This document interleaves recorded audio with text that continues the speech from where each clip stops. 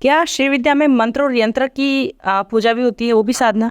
तो अगर आपको ये ये मूर्ति जो है ना, जो हम फोटोग्राफ्स रखते हैं पूजा रूम में, मूर्ति को रखते हैं भगवती का, इसको मंडला बोलते हैं श्री विद्या में।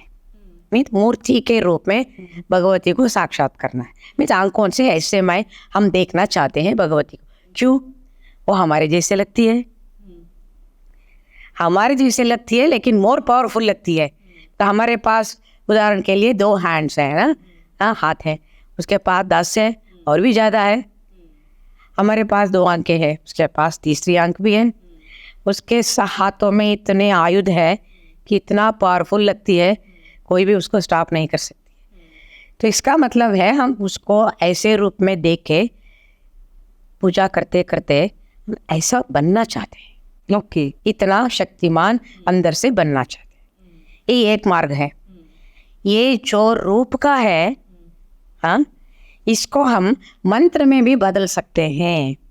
ये मंत्र जो है इसको यंत्र में भी बदल कर सकते हैं। कहने का तात्पर्य है माँ भगवती का रूप, माँ भगवती का यंत्र, माँ भगवती का मंत्र, तीनों एक ही है, रूप में अलग अलग है।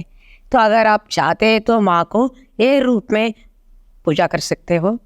नहीं तो श्रीयंत्र के बारे में आप सुना होगा, वो साक्षात ललिता का यंत्र है। तो यंत्र को रख के आप पूजा कर सकते हैं। तो आपको ये रूप में, शरीर में पूजा करने की ज़रूरत नहीं है। अगर ये दोनों नहीं चाहिए तो बस मंत्र लेके अंदर से ही साइलेंटली मौन में बैठ के जाप करके वही भगवती, वही ललिता का पूजा कर सकते हैं। ये तीनों में कोई फर्क नहीं है। और आम आदमी के लिए कितना पॉसिबल है श्री विद्या के, जैसे उसको सीखना है, उसको करना है? देन अगर आप मेरे बात मान लोगे तो आम आदमी के लिए ही श्री विद्या बना हुआ है, लोगों को पता नहीं है। क्योंकि ये पूजा पाठ रिचुअल्स को लेके लोग इतना डर पैदा कर लिया है कि लोगों को लगता है हमसे नहीं होगा, ये सब हमसे नहीं होगा। तो मैं हमेशा रणबीर पॉडकास्ट में भी बताया है कि मेरा साधना जो है मेरे गुरु कर रहे थे। इस श्री विद्या में ये स्पेशलिटी है कि आपसे ज़्यादा गुरु करते हैं। आपका साधना गुरु करके उसका जो फल है शिष्य को देते हैं। सब कुछ मौन में होता है। तो अगर हम इसको सही तरीके से समझ लिया और एक गुरु मिल गया तो हमारा कल्याण सभी तरीके से हो सकता है। तो यानी कि इसमें गुरु मस्ट है, आपके गुरु होने चाहिए श्री विद्या के लिए। क्योंकि मैंने बताया ना, रिचुअल्स का अंदर का मीनिंग क्या है, क्या करने से क्या होता है। ये मंत्र का अंदर का मीनिंग क्या है, जो दिखता है वो मीनिंग नहीं है। मैंने बोला ना, इसको लॉक करके ताला लगा के रख लिया है। तो गुरु का कैपेसिटी देख के जितना वो मंत्र का पार्ट दे रहा है उतना ही देते हैं। पहले उसको धीरे धीरे धीरे धीरे अंदर से शक्तिमान बनाते हैं लोग, गुरु लोग। तो इससे क्या होता है, आसान हो जाता है। मुझे कुछ भी पता नहीं हो और मैं श्री विद्या करना चाहती हूँ और चाहता हूँ, फिर भी गुरु मिल गया तो कुछ भी पता नहीं हो, सब कुछ मिल जाता है। श्री विद्या कुंडलिनी जागृत करने में मदद करती है? कुंडलिनी जागृति के लिए ही बना हुआ है ये। तो कैसे फील आता है, कैसे पता चलता है कि जैसे मंत्र चैंटिंग स्टार्ट करते हैं तो ये जर्नी स्टार्ट हो जाती है, धीरे धीरे शुरू हो जाता है। इतना अंदर से बढ़िया एक्सपीरियंसेस मिलने लगता है लोगों को, क्विकली, शीघ्र तरह से मिलता है।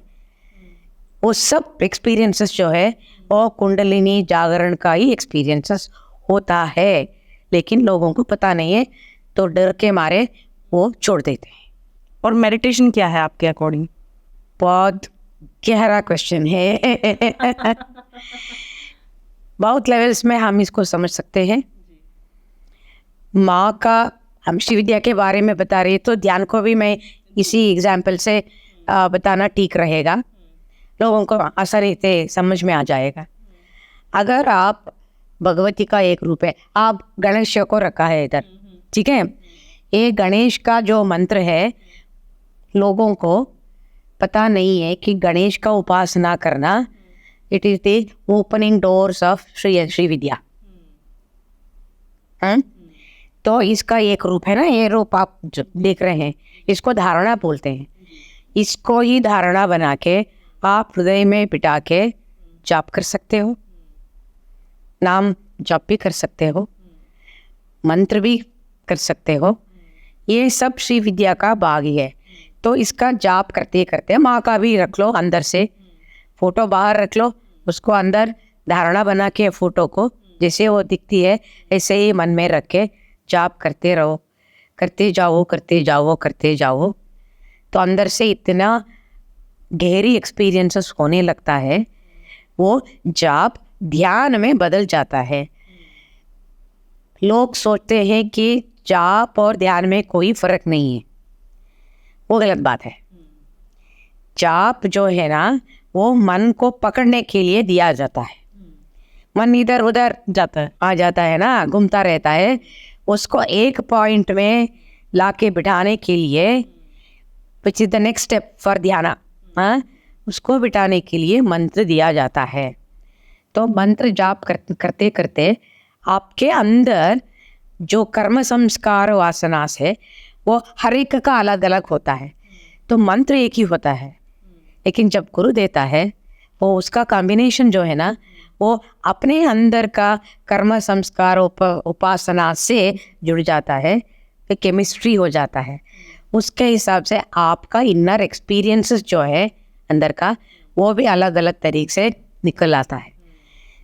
तो एक समय आता है जब मंत्र जब ध्यान में बदल जाता है, वो एक ऐसा स्थिति हो जाता है जहाँ कुछ भी करने का नहीं है, मंत्र भी करने का नहीं है, भगवती को देखने के बाद नहीं है, बस अपने आप में बैठे हो।